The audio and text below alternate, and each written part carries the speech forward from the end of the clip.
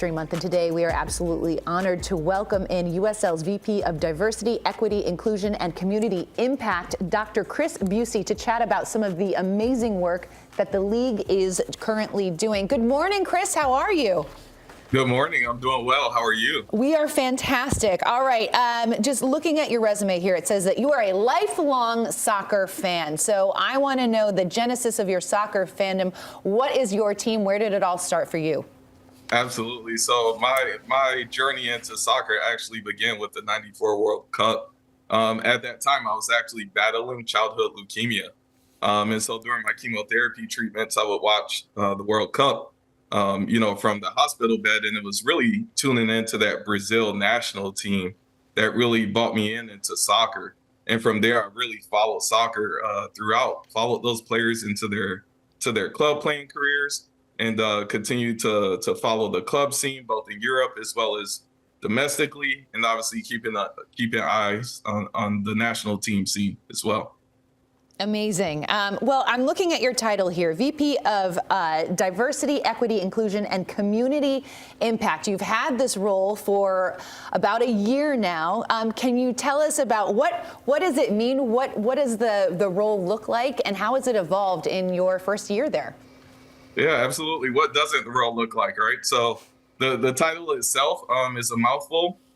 To keep it short, in many ways, I'm responsible for driving a governance infrastructure for United Soccer League in terms of equity, diversity, and inclusion, but also building out those pathways, those partnerships, and meaningful activations for our member clubs, as well as us at USL HQ, to truly activate in our local communities and make sure that we're making soccer and the game accessible across communities in the United States and North America.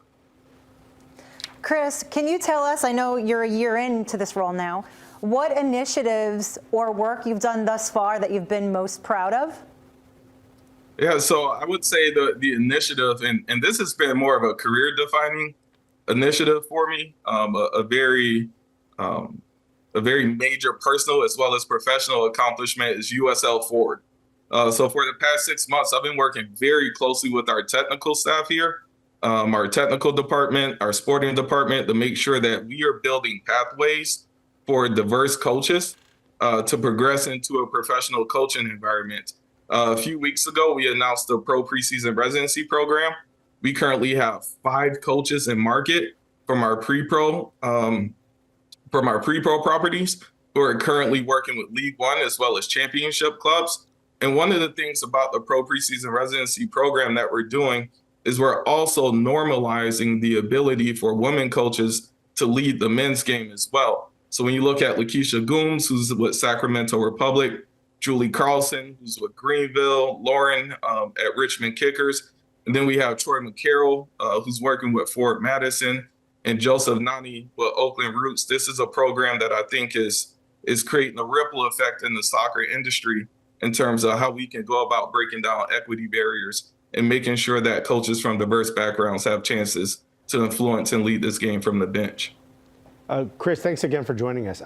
In particular, I come from a city in Newark, New Jersey, that a lot of its residents never felt this, especially when I was younger, that they had a direct path into the sport of soccer. Certainly, the cost of playing the game was very high.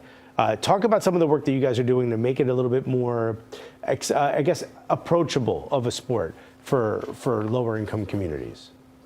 Yeah, and that's been one of the more surprising things in my journey at United Soccer League so far. You look at the national narrative, as well as some of the general stories that exist around the pay-for-play system, and how that pay-for-play system forecloses opportunities for largely Black and brown youth from urban or underserved communities. When you look at our USL Academy as an example, our USL Academy is, I think, a template for exactly how you can break that pay-for-play mold. You look at the players who are coming out of USLA, who are going to sign contracts in Europe, signing contracts with USL first teams, as well as with MLS teams. That talent is diverse. That talent reflects what America looks like, and that talent reflects what the game should look like.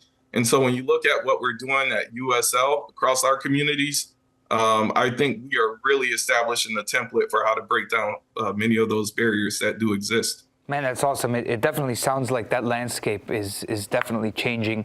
We've seen it, I think, in world football, in the players. It seems like many of these clubs around the world are representative of their communities, but in other positions in football, maybe in a front office or coaching staff, they're not that representative of communities. So how much further, I'm not going to ask you abroad, but in this league, in the United States, Chris, how much further do you think we need to go for those other positions to be representative of the communities that they're serving? You know, we have a long way to go, but the talent is there. And I think that has to be a focal point of the conversation as well. You know, I think there's a lot of building of bottleneck diversity programs, those entry-level diversity programs. And that's not to say that those types of programs aren't warranted. But I really think if we were intentional about scouring the country and seeking out the best and most diverse talent, we could truly make a dent in this issue, perhaps in a more immediate sense as opposed to a more long-term sense. This is going to be the next stage of USL forward, is determining what this is going to look like from a front office perspective. But what's really key for me is exactly what you just said.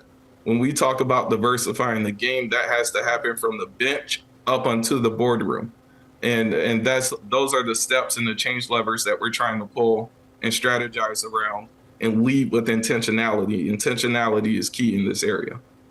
Well, Chris, thank you so much for taking the time to join us this morning. You're doing such amazing work, and we're really, really grateful for everything that you're doing. I can't wait to check back with you in a year and have these conversations and see where we're at. Absolutely. Can't wait to check back in with you all. Thanks for having me on, for allowing me to share a little bit about USL Forward. Please read about the program, and I'll be more than happy to converse with you all further about it. Absolutely.